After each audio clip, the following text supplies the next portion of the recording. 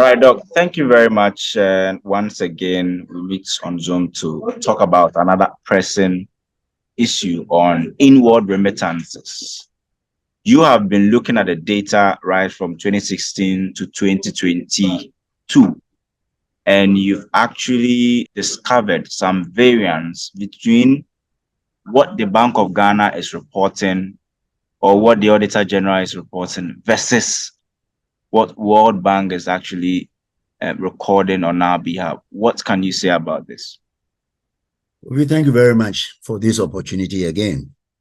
This is a work that I think we have done detailed analysis on it and realized that the World Bank has been recording and one Bank of Ghana has been recording. There's completely discrepancies, huge discrepancies between the World Bank figures and what Bank of Ghana has been recording over the last 6 years. And I've taken my time and worked from the World Bank data. When I got the data, I confirmed them, and they actually confirmed that the data is a genuine data for the whole world, including Nigeria. So I tried to track the data, the World Bank data, to the Bank of Ghana's foreign exchange receipts, which includes the remittances and other transfers.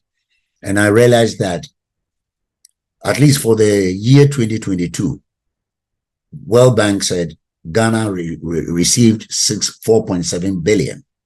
But when you go to the Bank of Ghana data, which has been audited by the accountant or the Auditor General, it is only 2.1 billion.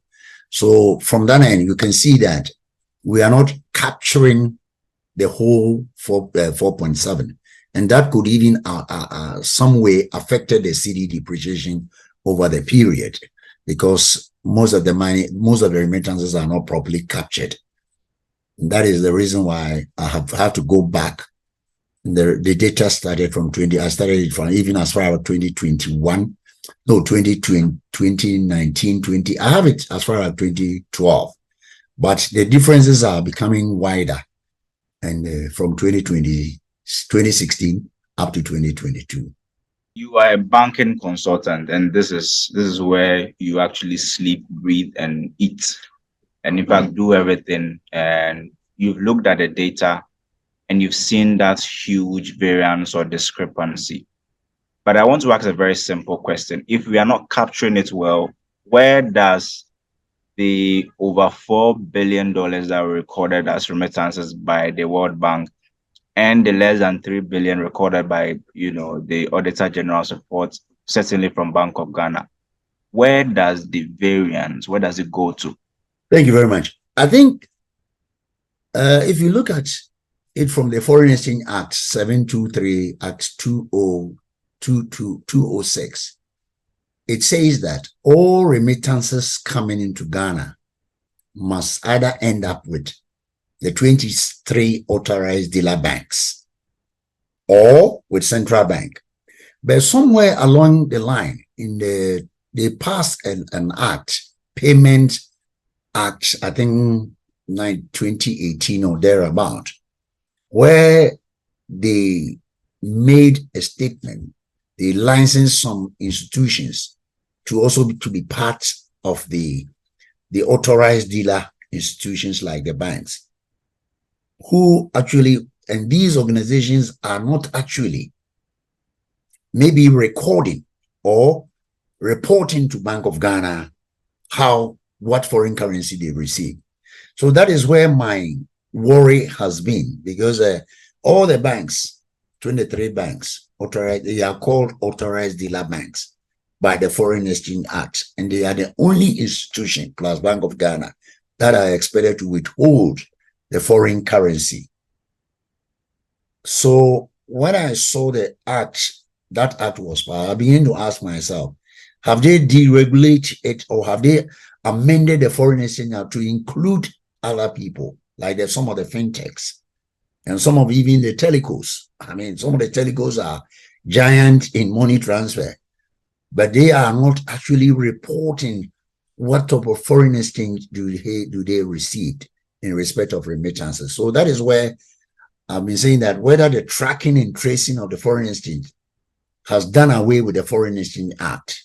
And my argument is the Foreign Exchange Act. The Foreign Exchange Act says specifically the 23 authorized dealer banks plus Bank of Ghana are the only institutions that can withhold foreign exchange. And they withhold it not for their purpose. They hold it so that they can use it in supporting imports and other related payment. But as it started somewhere along the line, some people are holding the foreign exchange by not actually accounting it to Bank of Ghana.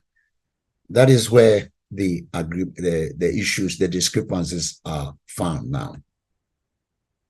We look at the Auditor General's report, for instance. That's all right. the 23 dealer banks have all reported.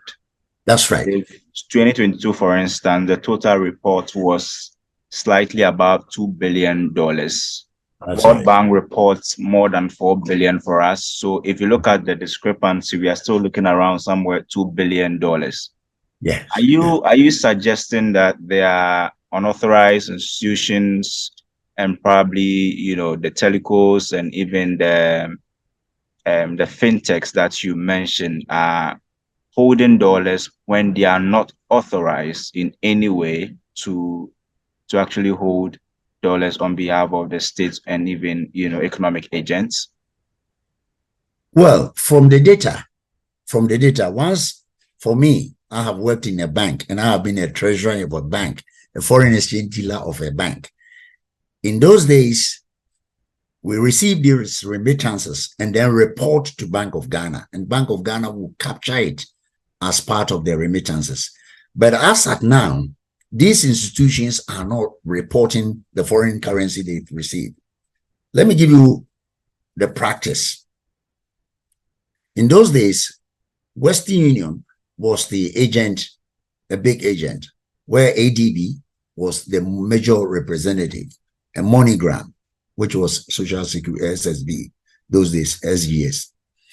They were allowed to do the transaction, and a certain percentage of the transaction is paid. Let's say 10% of all the foreign exchange you receive will be given to you as a commission. But the foreign exchange, all the foreign exchange, the minus the commission, all the foreign exchange will now be transferred to, say, ADB or to Bank of Ghana, and then or to any of the authorized banks, and they will use to support imports. But I think when the new Payment Act came in 2018 or about 2018, I think they have deregulated, but they have never actually expunged the Foreign Exchange Act, because the Foreign Exchange was very specific that it is the only authorized dealer bank. And when we say authorized dealer bank, these banks were authorized by Bank of Ghana to deal in foreign exchange, to hold foreign exchange, and to do the remittances and receive the remittances. It is specific. The law says specific. But when they brought in these things, they have deregulated, but nobody is accounting for the foreign exchange. What I mean by nobody is accounting that people receive the remittance, they get the CD, but nobody is accounting for the dollar or the pound or the euro or the kwacha or the rand or the whatever you. So that is where the difference is. Because when I did my research, I asked questions on the World Bank that, where do you get this data? They say they pick it from source. They go to the source where the remittances are done. So they cannot lie. I mean, they cannot lie. And it is not only Ghana, Nigeria received, I think, 28 billion, the biggest in Africa. Then comes Ghana, then comes Kenya. It goes on like that. But our reporting, and I have done another research. I've gone to Namibia, I've done at Kenya, and I received that they all have a system where they capture all these remittances, and then it got tailed into the central bank business so that they're able to capture it. But unfortunately, ours has changed slightly, and nobody is actually tracking or tracing the foreign currency. When you're there, you only receive, your account has been credited 1,000 cedis.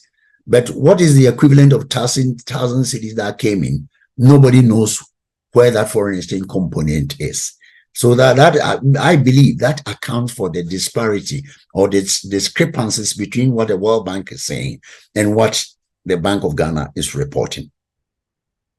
So the introduction of this ease of transfer, because you can bear witness with me that nowadays when people want to transfer money from, let's say, UK to somebody in Ghana, they don't really go through the traditional banking system and ways and means. Now all they do, there are payment platforms that you can just send. It comes through your Momo, you receive the alert like this.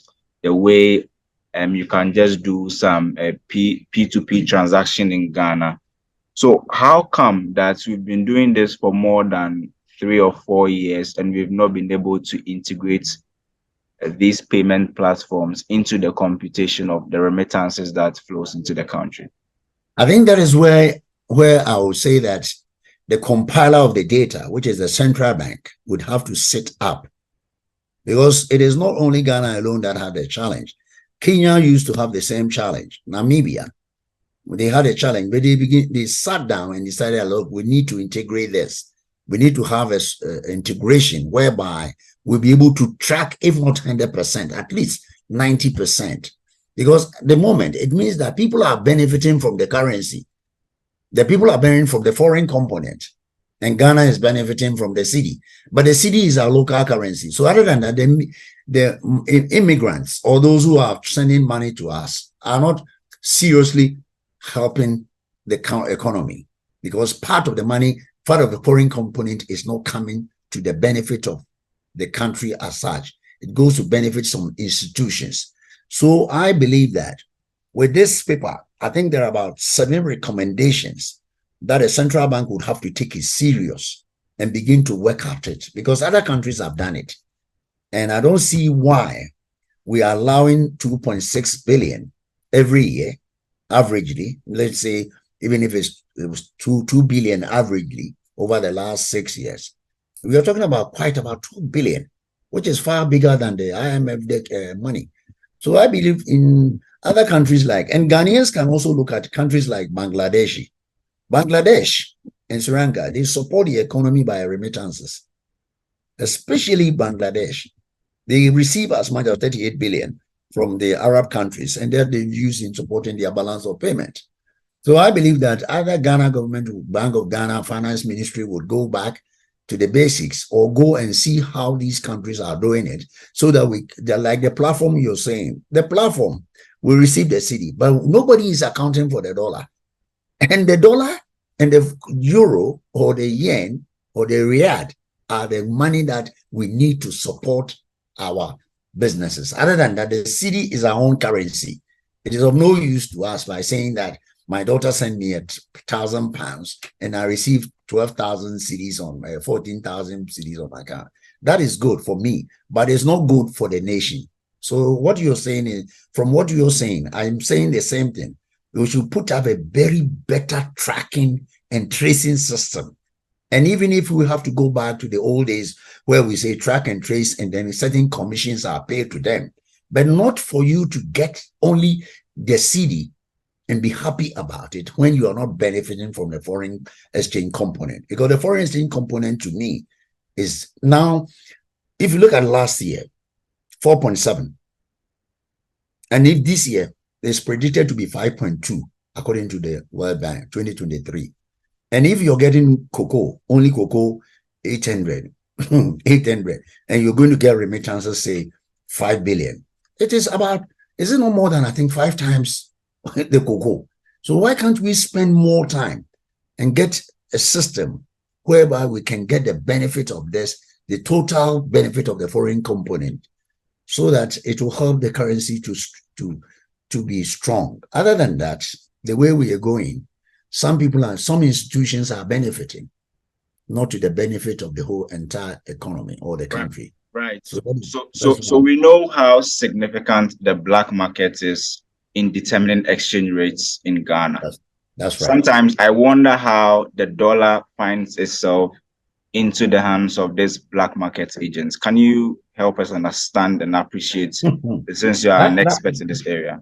That is a question that I've always asked myself. It's a question that I've always asked myself. How are they able to get these currencies? Who actually bring it to them? Is it because, you see, because we intervene? At times, the central bank intervene direct through the banks to maybe the forex bureaus. Is that the way we have to do it? And if that is the way we'll do it, why are we doing that? I believe that currency intervention should have been a banking business. But now I think, because what you're saying surprises me. If I don't say that, it surprises me. The money comes to them, genuine, correct money you receive from them. And at times when you go to maybe the banks, you may not even get what they give you. So, Kofi, that question, I find it very difficult to answer. I don't know how it gets there. And I won't try to answer it because I don't know. It marvels me. It marvels me.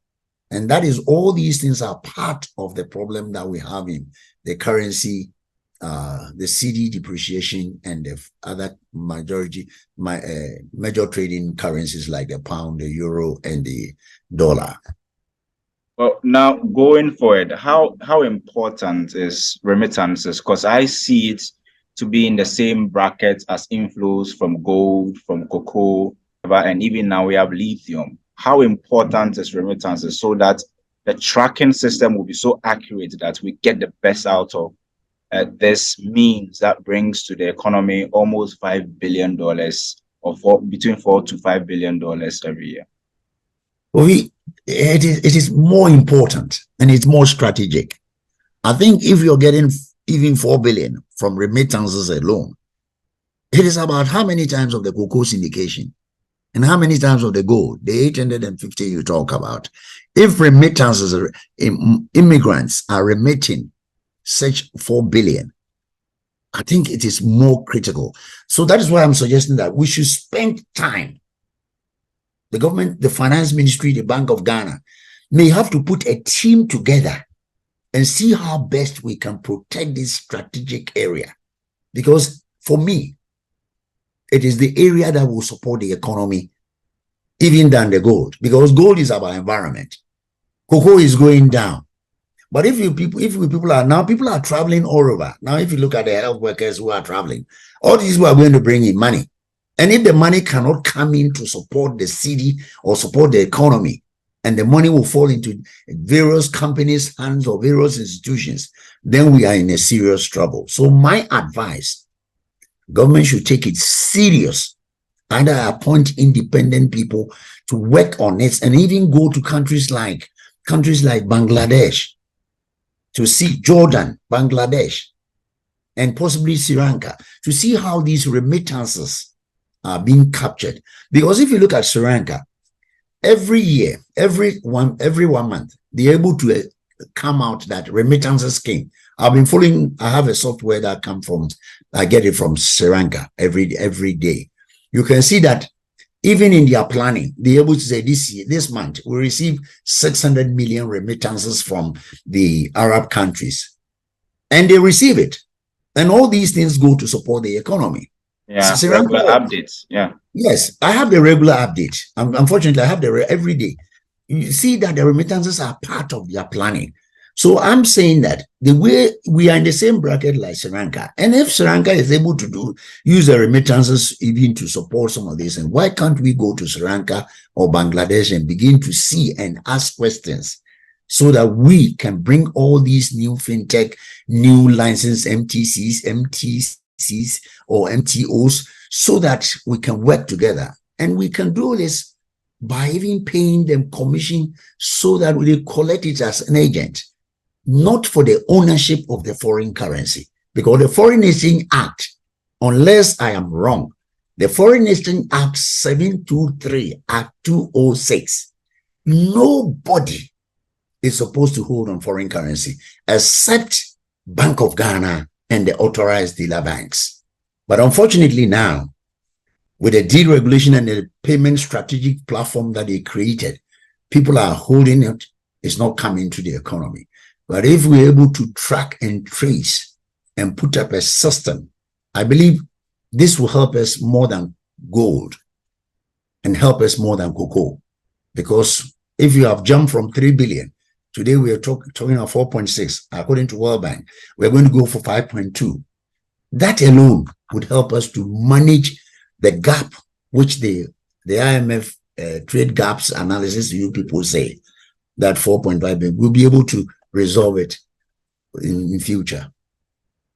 They say remittances can be sort of a blessing in disguise. In fact, when you have monies or forex flowing into your country and they end up in the wrong hands, those wrong hands, depending on how significant the remittances are, can actually cause some changes or call the shots in terms of your exchange rate determination.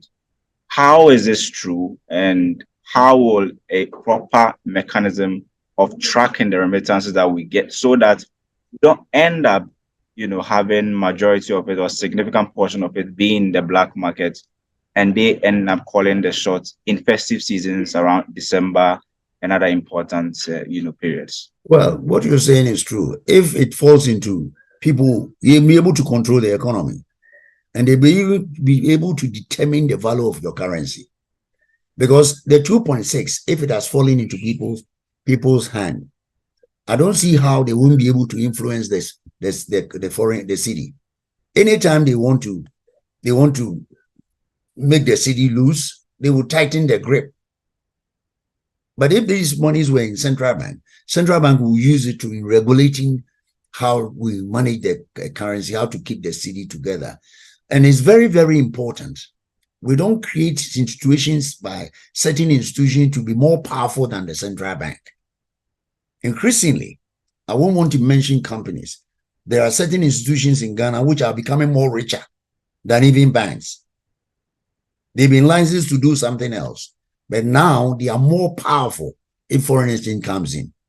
And I believe that we should never, ever do that, because where they came from, the countries they came from, you dare not play with the foreign currencies. But these institutions are in our country trying to do things that they are not supposed to do. And if they get hold of it, it means our currency they would determine the value of our currency instead of being determined by the central bank supply and demand. So it is so critical, as you're saying, that we must, as a nation, sit up now and address this issue. We can have a strategic collaboration go even to learn from Sri Lanka, go to learn from Bangladesh, and see what platform. Because I've said that Kenya, a literature that I've read, Kenya, Namibia, used to have a challenge like this. Today, they are all trying to address this because remittances is going to be another, I would say, a wide gold, another gold. So the earlier we begin to look at it, the better. And remittances has been benefiting the country since, I think, 2001. It's been coming gradually and it's building up. And I believe that as a nation, we should not joke with it, because it is our very same people who have gone to work. Our children, our great children, our friends and mothers and sisters who are working. And when they repatriate it, they think they want to support people. But at the end of it all, if it is done very well, planned, it will support the economy and support the currency and support and reduce even poverty, because remittances reduces, according to literature, it has reduced poverty and help people. So I believe it's an area where we should take it serious. We can bring people together so that we can work to be able to get a platform that will be able to track and trace these foreign components so that the country will benefit from it and the society would also benefit from it. Doc, thank you very much. I think this has been very comprehensive. I have a very good piece to put together, very 360. I have all the elements I want, and I'm very grateful that you could join me to discuss this. Yeah, thank you so much. So let me finish by looking at some of the recommendations, so that those who want to look at the recommendation would have to look at the recommendation. Absolutely. My first recommendation is that, and I want you to make sure that you talk about this. My first recommendation is that the Minister of Finance and Bank of Ghana should immediately look at this and look at these. They should strengthen the procedure and processes of capturing these global remittances data and analysis so that it can actually be compared to the World Bank data. That is my first one. The Ministry and Bank of Ghana should also make sure that they should also have the new fintech and the new MTCs that has been licensed by the Payment Act and the National Strategic Payment System are all captured as part of it to be in compliance with the Foreign Exchange Act 2006-723. Other than that, there is a breach there because I have not seen the Foreign Exchange Act being expunged from the law. It's still there. So everybody who has been licensed, whether it's a fintech, whether it's a new MTC license since 2019, they should all be forced to be compliant with the Foreign Exchange Act. Other than that, one day somebody who can take people to court that you are withholding foreign currency, and that can also have its own ramification. And finally, as migration is coming on, I believe that the Minister of Trade, the Minister of Foreign Affairs and Regional Integration, and Bank of Ghana should see with the developing partners to see how best they can help us to capture this. Because I believe if they go to World Bank and ask them that, we want you to help us, how we can capture these remittances into a balance of payment, irrespective of the IMF things they say, they'll be able to help us how we'll be able to capture. After all, Bangladesh, El Salvador, Jordan, Sri Lanka, they are all doing it. Why can't Ghana do it? So that is why I'm saying that they should get to the development partners. And I know the World Bank, IDA, and the other one, they'll be able to help us to be able to capture this data so that the data will come to filter into our BOP, the balance of payment, help the foreign exchange currency, support the cedi, and also to make the currency stable. Because next year is going to be a tough year as far as the foreign currency is concerned, because cocoa hasn't done very well. The gold figures they are talking about is nothing to write home about. But remittances, the more people are going out, the more people are traveling to Europe, the more people are traveling to America. We can, in other countries, they have even organized, they've even done some bonds. So those who bring in their foreign currency, they give them bonds, foreign currency bonds, so that when they come, they can take their foreign currency while the government make use of it. Other countries have loan products. So I believe that Ghana should also do likewise so that we have a better economy. That is what I would say for the time being. Thank you very much. Thank you. Thank you, Kofi. Thank you too.